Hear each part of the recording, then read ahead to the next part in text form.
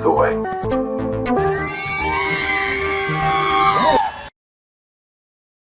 Let's talk about visiting those filming sites. How was it to stand in that area? Is it an out of body experience to think, wait, I've seen this a billion times before, but I'm there. Like, how did that feel to be in the space that they filmed the movie? Um, I think David Kevin White stated it best. Is when you're in these locations, you can literally hear the soundtrack in your head. Wow. And I was amazed after the first few locations how little they'd changed and how recognizable they still were. And we had reference books and everything to kind of line up shots and photos, but for the most part, everything looked like it was in that movie. You just had to imagine, like the matte painting, or the model that would be in the distance or whatever.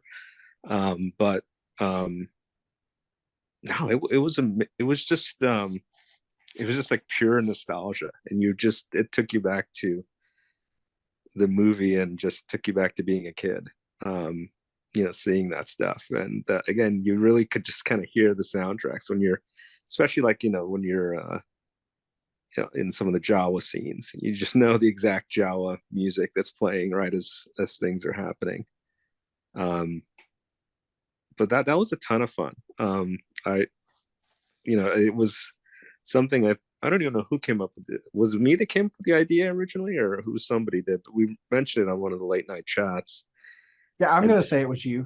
And kind of half seriously. And I didn't really know if we were actually going to be able to make it happen.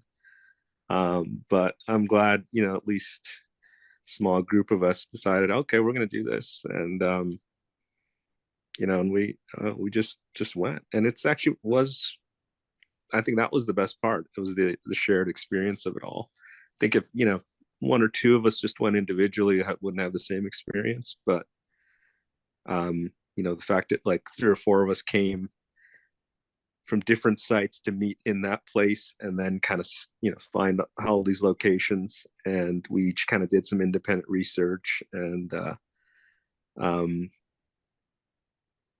it was like a bucket list thing. So I'm hoping we'll all do something like that again. So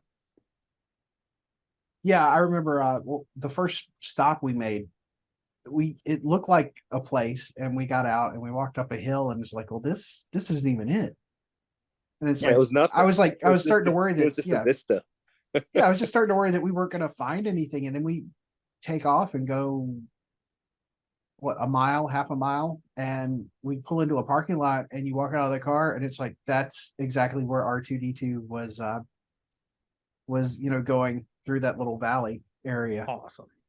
And then you turn around, and there's where the sandcrawler was, like literally right there within 100 feet. The other side of the parking lot. Yeah, other side of the parking lot.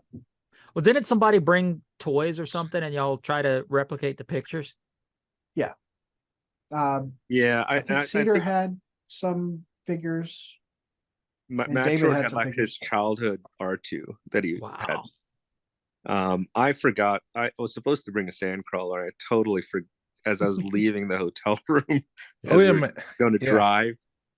Or I think you did you loan something to me? I can't remember. I was going to give you an Action Fleet sand crawler, but you. Oh, okay. Yeah, it was like one of these little titanium sand crawlers, and I totally forgot it in the room just as we drove off. And I'm like, oh, I think I forgot to pack it.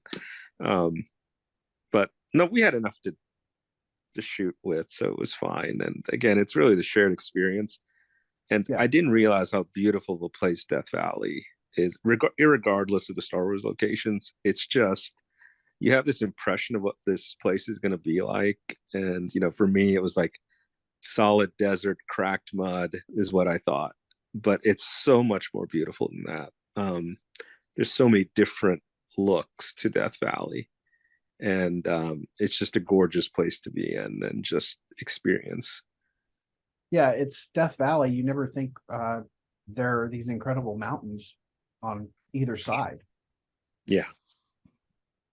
Yeah, just massive, massive mountains and a gorgeous night sky.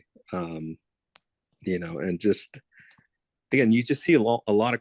There was more color than I thought I'd see in Death Valley.